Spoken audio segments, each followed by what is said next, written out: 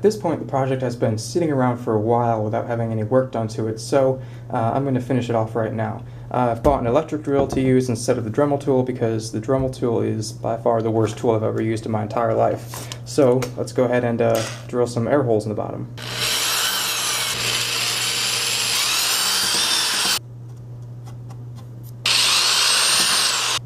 Alright, that both took a long time and it doesn't look too great, but that should hopefully be good enough to get some air in there over the power supply. So now that the air holes are all in there, I've gone ahead and put the binding post back in, and I've hot glued in some LEDs, and I've put in the on-off switch. And also off camera, I've soldered a bunch of wires onto those binding posts, which I can attach to the power supply. So now to actually install the power supply into the case, I've put some more little rubber foots down on the inside for it to sit on, and then I'm just going to hot glue it into place.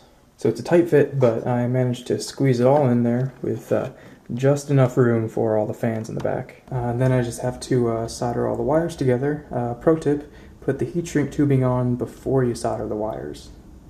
Now if you're following along at home, the next step is to make excuses for your poor soldering. Mine is that it's really difficult to solder with the tripod in the way, but you can use whatever excuse you want. Sometimes the heat shrink tubing is going to shrink while you're soldering it, and sometimes the solder joint's going to be too fat for the heat shrink to fit over. Sometimes you're just going to forget to put any heat shrink tubing on at all. If that happens, just make more excuses, and then just wrap it up with electrical tape when you're done. But for right now, I'm just going to heat shrink everything that I have so far. Now I have to power the thing on to make sure I didn't accidentally destroy it.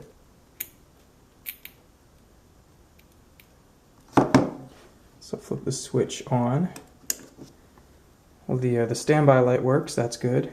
Now flip this switch on. Nope, that's not happy.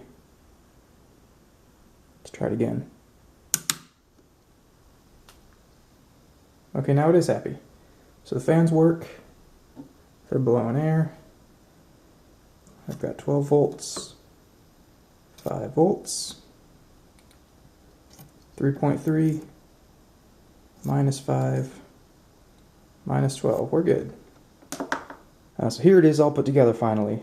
I made a lid for it the same way as the rest of the pieces, just by scoring and breaking another piece of plastic. For now, everything's just hot glued on. I figured that would be good enough for a first project with plastic. Maybe next time I'll try my hand at drilling and tapping some screw holes for it. It's a really tight fit inside there. As you can see, it's kind of bulging a little bit. So I'm kind of worried about airflow, and I want to test it one more time now that it's all packed in there, just to make sure nothing went too wrong when I was stuffing it all in. Alright, so standby light still works. Power switch still works. Still have 12 volts there. Still have 5 volts there. 3.3, -5. And -12. So that works.